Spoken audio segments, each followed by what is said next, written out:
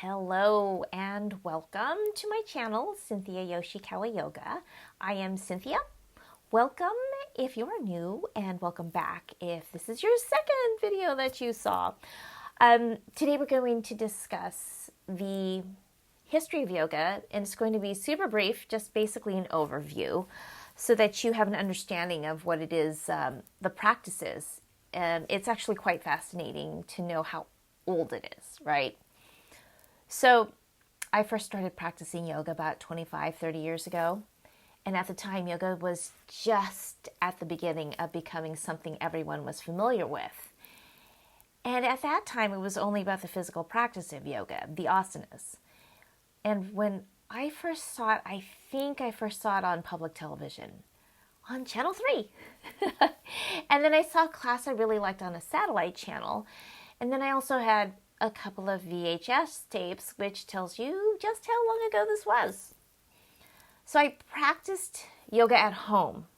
And the first in-person class I took was at the gym that I had a membership at. And even though I don't clearly remember anything about really when I started and how it happened, what I do remember very clearly is how I felt after the classes. I felt so calm and grounded and balanced. And those feelings lasted so much longer than any amount of working out or running that I did. But beyond that, I really knew nothing about yoga, and there's so much to learn. So let's start at the beginning with a super brief history/overview of yoga. Yoga is one of the oldest sciences in the world, and it originated in India and is about 5,000 years old, with some researchers saying that it may be closer to 10,000 years old, and others saying it has been around so long that no one knows exactly when it came into existence. It was handed down as an oral tradition from teacher to student. The language that was developed to convey yogic teachings is Sanskrit. It is a precise language that is also used in scientific discourse. The sounds that make up the words are thought to amplify the practice. The word yoga is derived from the Sanskrit word yuj, which means to join or unite. This meaning of union is dependent on each person's individual perspective. So some understand this to mean a joining of union of the individual self with the higher self. And other interpretations are as follows, right? Union of body, mind, and spirit. Union of the conscious and unconscious mind. Union of the lower self and the higher self. Union of the individual soul and the divine union of one's male side and female side. It's also known as the union of yin and yang.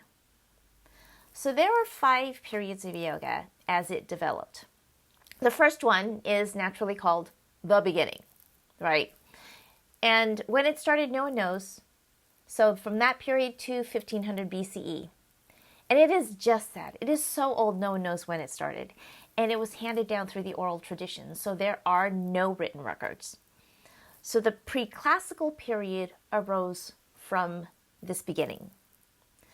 The pre-classical period started at about 2000 BCE and ended at about 100 CE. This is when the foundations of yoga were developing and taking shape.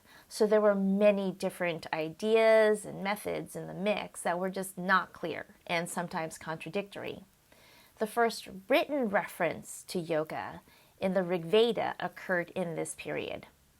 The oldest sacred texts and scriptures were also written during this time, with those being the Vedas, Upanishads, Bhagavad Gita, Ramayana, and the Mahabharata. The classical period follows this last period, so it started at about 100 CE to 800 CE. It is in this time period that yoga became more structured when Patanjali organized the practice of yoga and wrote the Yoga Sutras. The Yoga Sutras describe the 8-limbed path with steps and guidance to samadhi or enlightenment. The text within the sutras contains short statements or aphorisms, which still influences the practice of yoga and the teaching of yoga today.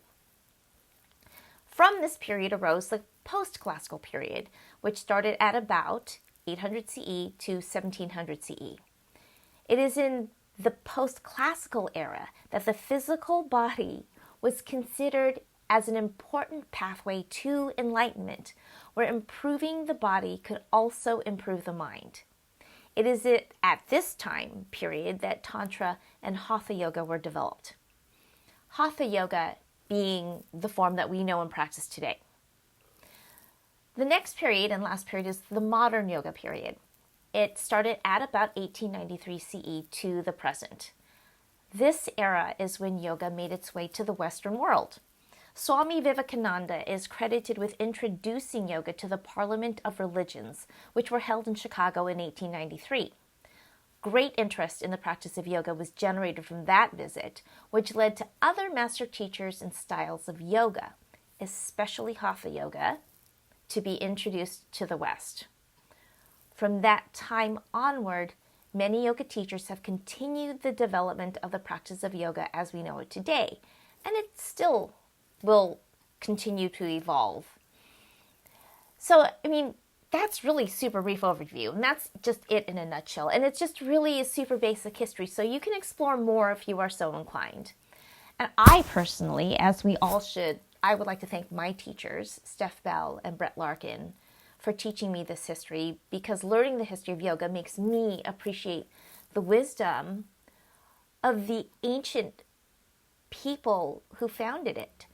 And the idea that it's still so relevant to the human condition today, especially since the benefits of yoga are being proven by science.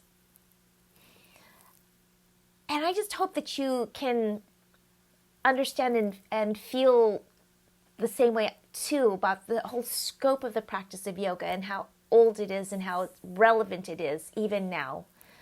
And I didn't know this. If I'd known this, I think that I would have had a better appreciation as I was practicing all those years ago. And we might actually explore a little bit more of that. So I hope that this helped your understanding of the origins of yoga. And I just want to thank you for joining me. And wherever you are, whoever you are, whatever you're doing, I hope you're well. And I hope you're content. And I hope that your days are fun and amazing. So I look forward to seeing you in the next video. See you soon. Bye. Hey friends, thank you so much for joining me. I really appreciate it. It would really be awesome if you would watch, like, and subscribe, because apparently it pleases the algorithm gods. Totally appreciate it. And let the sun shine in.